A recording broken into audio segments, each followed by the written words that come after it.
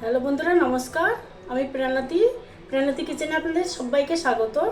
আজ একটা নতুন রেসিপি নিয়ে এসেছি, সাদা আলুর দম। আলুগুলোকে আমি এরকম করে সিদ্ধ করে আধা করে কেটে নিয়েছি। 3টে আলু আছে।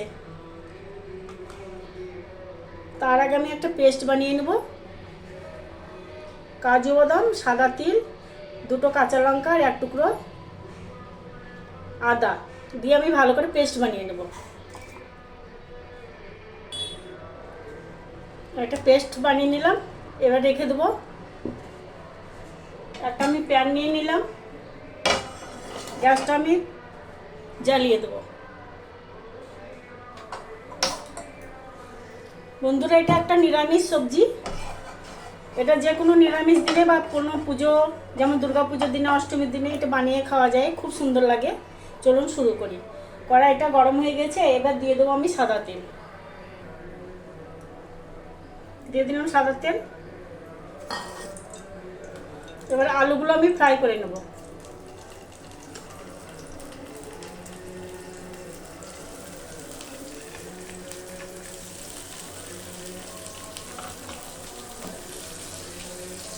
একটু লাল করে ভেজে নেব। দিয়ে দেবো একটু লবণ, তেলটা ছুটছে।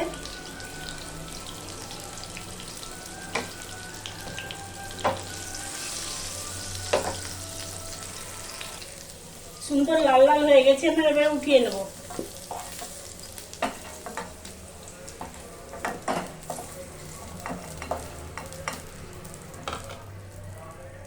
ওই তেলের মধ্যে দিয়ে দেবো একটু ঘি, 1 চামচ মতো।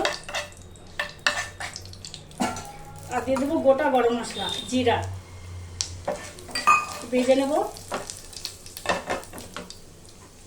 দিয়ে যেটা মশলাটা আমি দিয়ে দিলাম,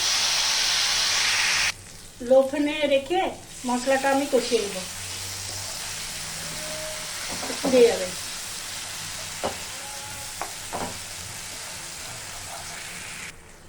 মশলাটা ভাজা ভাজা হয়ে গেছে।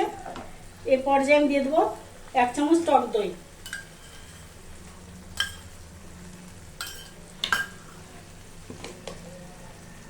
স্বাদ মতো লবণ,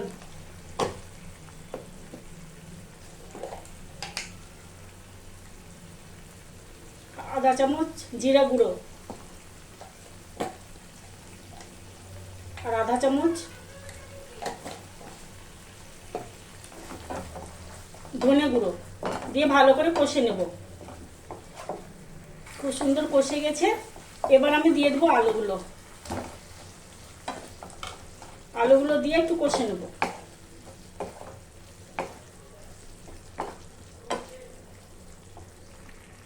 আলুগুলো কষে গেছে। এবার আমি গ্রেভির জন্য দিয়ে দেবো জল।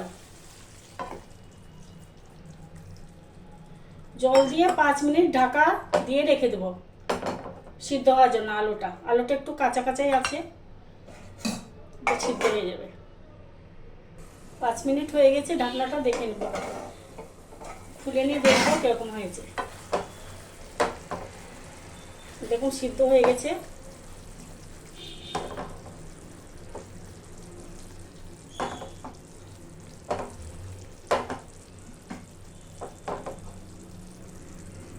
বন্ধুরা, আমার সাদা আলুর দম হয়ে গেছে। নামানোর আগে দিয়ে দেবো একটু চিনি, কেননা এটা মিষ্টি মিষ্টি হবে।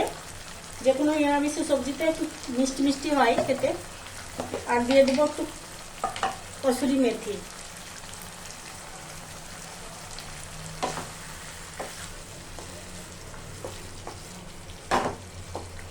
এবার সিদ্ধ হয়ে গেছে, করে দিলাম অফ।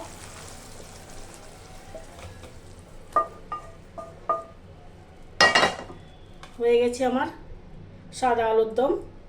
যে কোনো নিরামিষের দিনে আর লুচি, পরোটা বা ফ্রাইড রাইসের সাথে খেতে পারেন।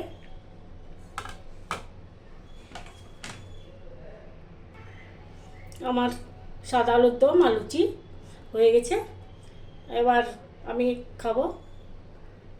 আপনারা সুস্থ থাকবেন, ভালো থাকবেন। নমস্কার।